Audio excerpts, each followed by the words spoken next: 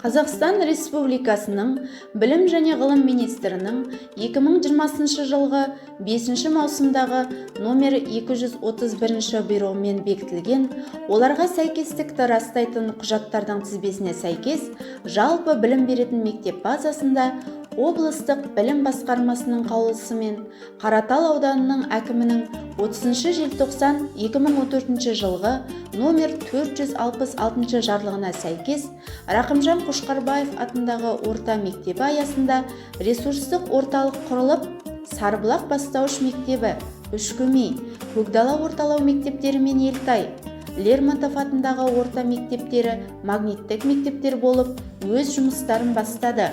Ресурстық орталықтың миссиясы: оқу үдерісінде барлық оқушылардың үздік ресурстар мен технологияларға теңдей қол жетімділігін қамтамасыз ету.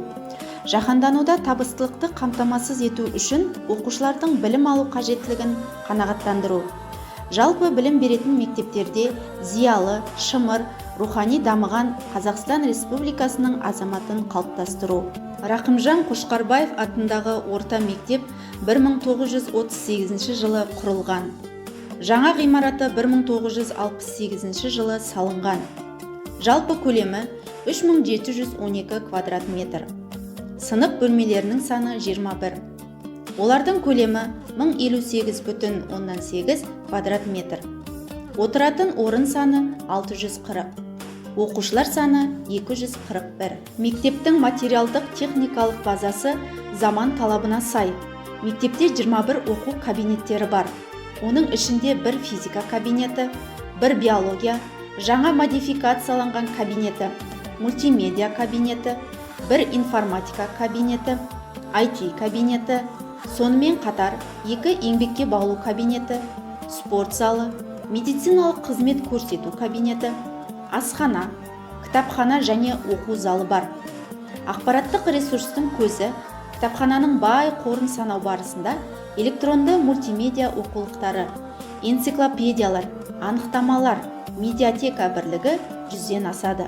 Бүгінгі күні білім беру жүйесі түбегейлі жаңаша ойлауға негізделген іргелі реформалар кезеңіне қадам басты. Мектептік білім беруі жаңа бастау алу сатысында. Қазіргі уақытта инфрақұрылымдық дамыту мен жаңартылған мазмұндағы бағдарлама басты басымдықта болып тұр. Осы тұрғыда мектептің әдістемелік жұмыс жүйесінде өзгертулер енгізілуде.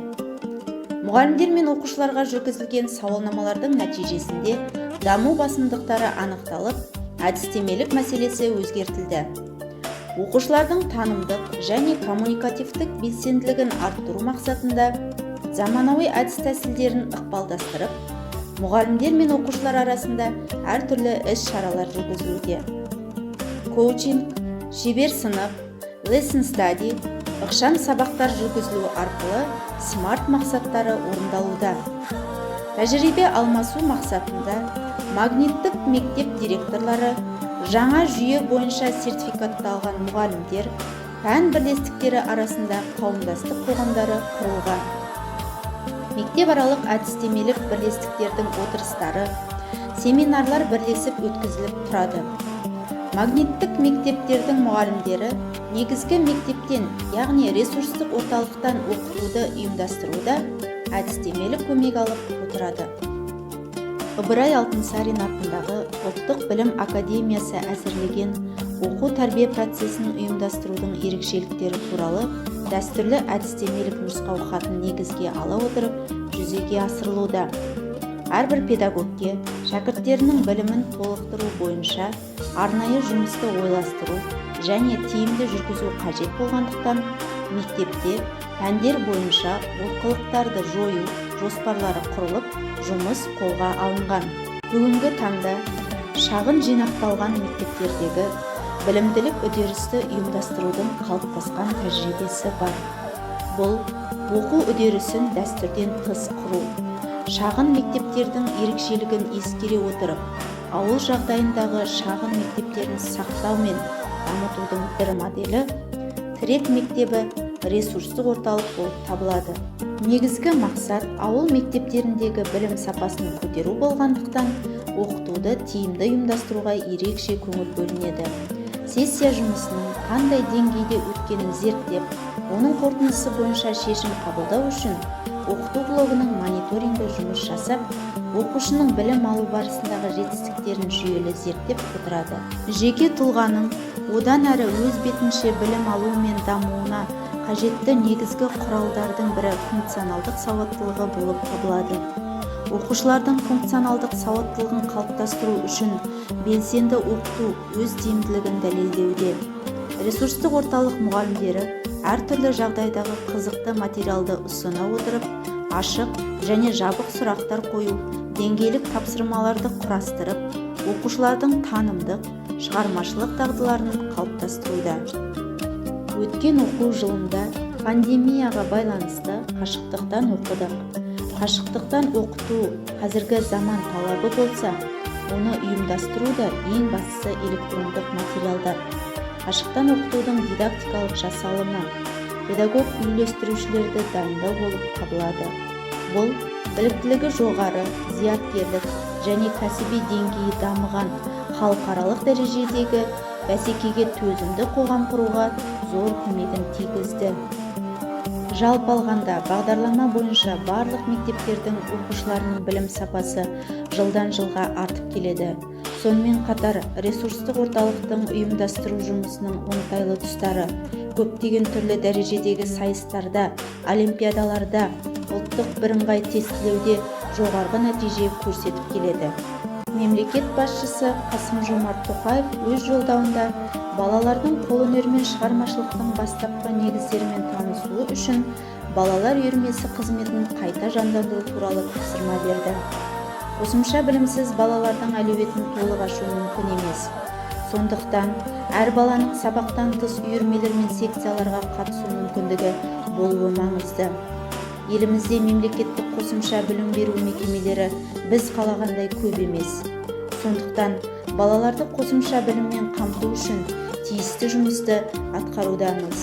Шәкірт қабілетін жан-жақты дамытып, шығармашылығын, ізденімпаздығын ұштай білу үшін ұстаз өзі шығармашыл тұлға болуы тиіс. Демек, бүгінгі заман мұғалімі қазіргі қоғамдық әлеуметтік талаптарға жауап беретін, жан-жақты білімді, жаңашыл ойлау дағдысын меңгерген, оқушының жан-жақты дамуын ұйымдастыра алатын және ата-аналармен, жұртшылықпен ынтымақтастық орнатуға икемді тұлға болуы тиіс. Ол үшін мұғалім оқыту мен тәрбиенің тиімді жолдарын іздестіріп, өз ісінің хас шебері болуы міндетті.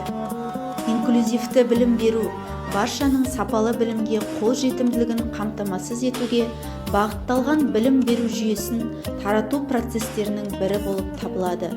Ол балалардың дене, психикалық, зияткерлік, мәдени-этникалық, тілдік және басқа да ерекшеліктеріне қарамастан сапалы білім беру ортасына айрықша білім алу қажеттіліктері бар балаларды қосуды, барлық кедергілерді жоюды, олардың сапалы білім алу үшін және олардың әлеуметтік бейімделуін социумға кірігуін көздейді.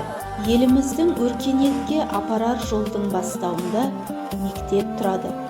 Ал мектептің жүрегі мұғалім екені даусыз. Шәкірт ұстазға қарап өседі. Оқушыны білімге қызықтырып, өз әлеміне баурап алу үшін ұстазға дариядай терең білім, биік парасаттылық, еңбекқорлық керек. Ресурстық орталық пен магниттік мектептерде осындай қабілет пен қасиеттерді бойына сіңіре білген ұстаздар жетерлік. Өскелең ұрпаққа сапалы білім, өнегелі тәрбие беруде мектептердің бірлескен жұмысының нәтижесінде мықты мектептің қамқорлығы және оқуға құштар мектеп инновациялық жобалары жүзеге асырылуда. Бүгінгі мақсат дамушы емес, дамыған мемлекеттермен терезе теңестіру. Олай болса, сол елдермен тереземізді теңестірер ұрпақ тәрбиелеу мектеп педагогтарының мақсаты мен міндеті.